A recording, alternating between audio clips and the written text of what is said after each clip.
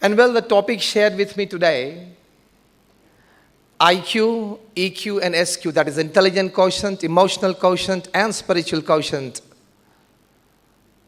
which is a complete approach to learning.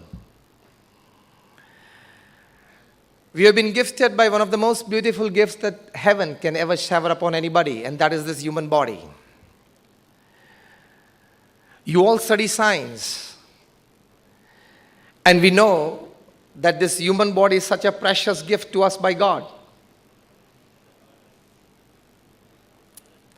If you live for 70 years upon this earth, your heart pumps more than 500 million liters of blood.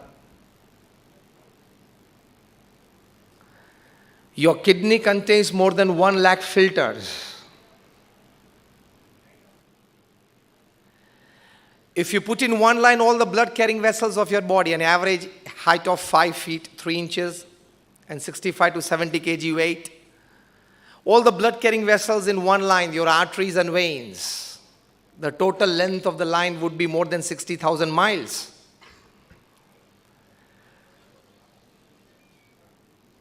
So this is a wonderful gift that God has gifted to us. We need to make the optimum use of it. You as students, when you are going through a learning process in life, you need to develop your intelligence, that is IQ. You need to develop your emotions, that is emotional quotient. You need to develop your spirituality as well, that is the spiritual quotient. It will be the combination of IQ, EQ, and SQ that will make you not just a completely successful person upon this earth, but an absolutely satisfied and contented as well.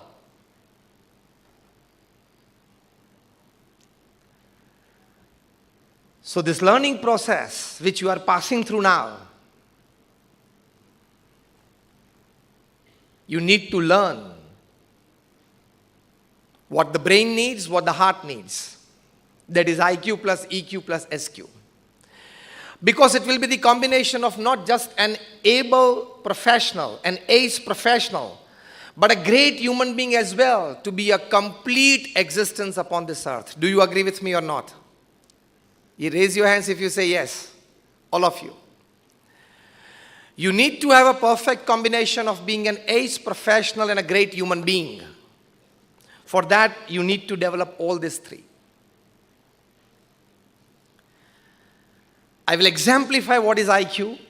I will define what is IQ and respectively all three.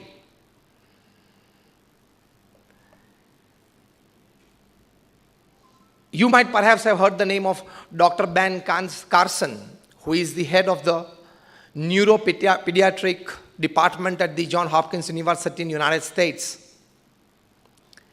He stood against Trump this time for presidential election as well. He performed a surgery in Singapore many years back. The story is popularly known as the Siamese twins story. Twins were born with their head stuck to each other. And if at all the operation performed to separate the two, one would die or both would die. Dr. Ben Carson and his team, they conducted this surgery, 22 hours non-stop surgery, and he separated the Siamese twins. Both lived, both are happy teenagers today.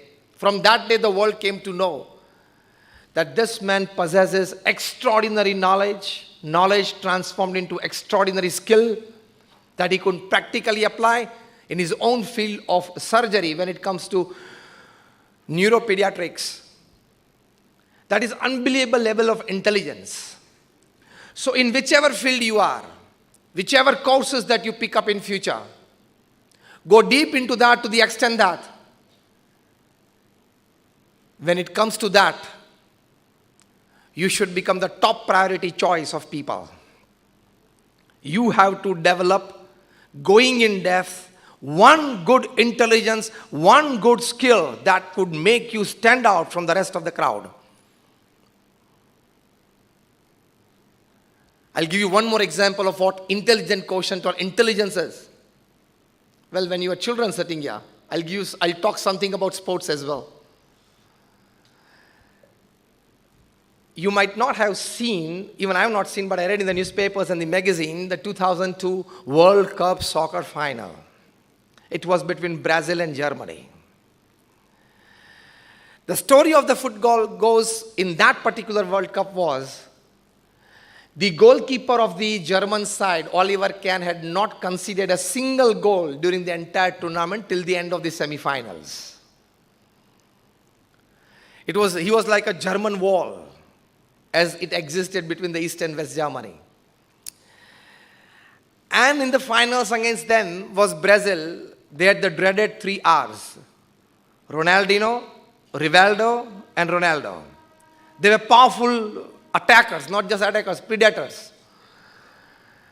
Once they get the ball in their foot, they could create magic. So it was a clash of the titans. Now see the intelligence level in their respective fields. To what level you can develop your IQ in the process of learning. Till the first half, the attempts of all these 3 were negated by Oliver Kahn. Now a moment arose.